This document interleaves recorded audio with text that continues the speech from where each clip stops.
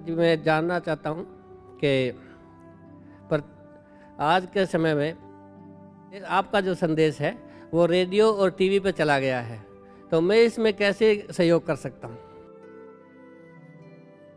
तो टीवी चालू करो, हाँ और टीवी नहीं है तो रेडियो चालू करो।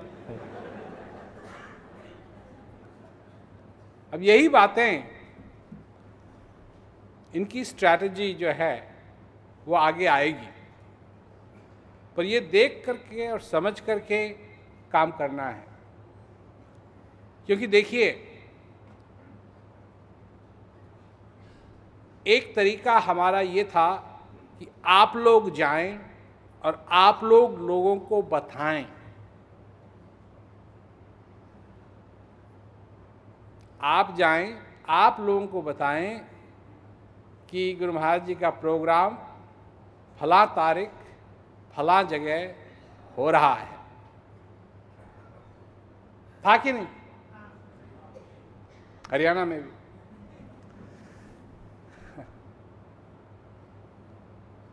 पर एक संभावना है जिसमें ये करने की जरूरत न हो, क्योंकि जब हम टीवी पे भी आना शुरू किया हमने, तो वो ओपन चैनल नहीं थी, सब्सक्राइब चैनल थी, एक चैनल थी। अब हम कोशिश कर रहे हैं सारे हिंदुस्तान को रीच करने के लिए, सारे हिंदुस्तान को रीच करने के लिए। और अब तो थोड़ा बहुत बदल भी रहा है, परंतु उस जमाने में तो हिसाब बिल्कुल ऐसा ही था। परंतु मतलब जो कहना चाहते हैं लोग कह देते हैं, ये इसलिए हो रहा है, ये इसलिए हो रहा है, ये इसलिए हो रहा है, ये इसलिए हो रहा है, ये इसलिए हो रहा है। परंतु सच बात ये है कि ये माहौल बदल रहा है और हम डायरेक्टली लोगों तक पहुंच सकते हैं। अभी काफ़ी सारे इंटरव्यू हमने किए नहीं हैं, अभी होने वाले हैं। कुछ यहाँ भी करने हैं, कुछ एक दूसरे शहर में भी करने हैं, और अगर ये सक्सेसफुल रहे तो ये और इनकी मात्रा बढ़ेगी, इंटरव्यूज़ की मात्रा और बढ़ेगी और बढ़ेगी और बढ़ेगी। और अगर एक नया प्रोग्राम और आने वाला है, वो अभी आया नहीं है पर आने वाला है, उसकी पहली लॉन्च डेट अभी सक्सेसफुली डिस्कस नहीं हुई है, परंतु वो है वर्चुअल इवेंट। और वर्चुअल इवेंट एकदम इवेंट की तरह होगा, परंतु वो मैं एक जगह से करूँगा, हॉल में नहीं, एक जगह से करूँगा और वो सारे संसार तक पहुँचेगा। और उसकी एडवांटेज ये होगी कि जब वो लाइव हो रहा है तो आप लाइव सुन सकेंगे, और अगर आपके टाइम जोन में नहीं हुआ तो आप उसको 1 घंटे बाद, 2 घंटे बाद, 1 दिन बाद, जैसा भी आपका टाइम जोन है, आप उसको सुन सकेंगे। तो अभी तो पहले वाला तो हम अंग्रेज़ी में करेंगे, परंतु वो सबसे बढ़िया बात यह है कि जो लोग हिंदुस्तान में भी हैं उसको सुन सकेंगे,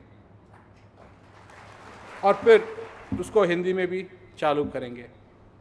और क्या कहते हैं, धीरे धीरे ये ऐप भी, क्या कहते हैं, कुछ लैंग्वेजेस हमने सेलेक्ट किए हैं हिंदुस्तान के लिए, और उनमें भी इनका अनुवाद शुरू हो जाएगा, तो बहुत अच्छा रहेगा सब लोगों के लिए।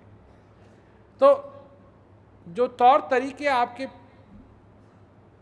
थे पहले काम करने के, हो सकता है कि वो तौर तरीके आगे काम न करें, परंतु एक बात याद रखिए कि जो भी होगा,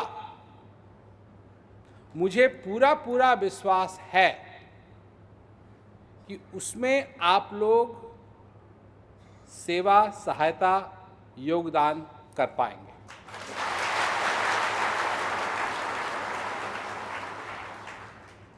तो ये कट ऑफ नहीं हो रहा है, जो कुछ भी होगा उसमें आप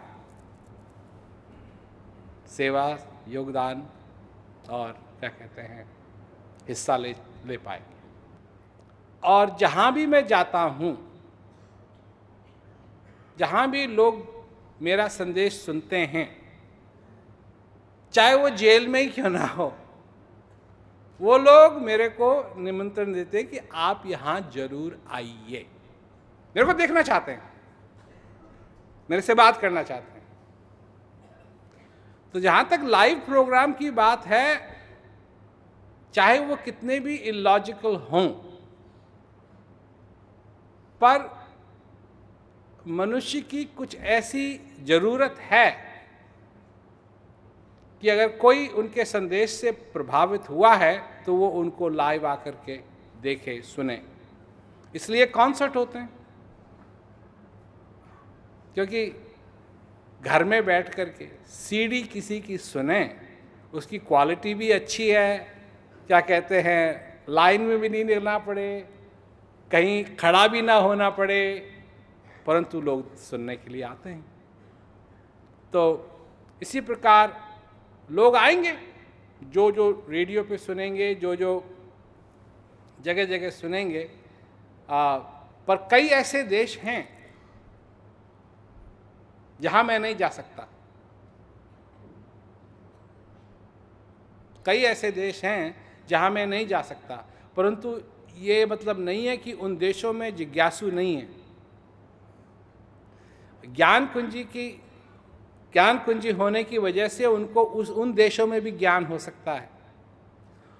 और क्योंकि वर्चुअल इवेंट आ रहे हैं, वो सत्संग में भी हिस्सा ले सकते हैं।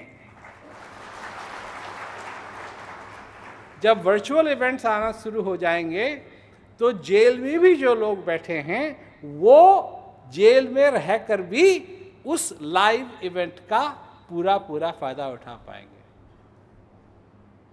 तो ये सारी चीजें जो हैं, क्या लोगों के लिए संभव हो जाएगा अगर आप सोचें कि उन देशों में जिनमें मैं नहीं जा सकता हूँ, उन देशों में भी बहुत लोग हैं जो मेरी बात सुनना चाहते हैं, और क्या कहते हैं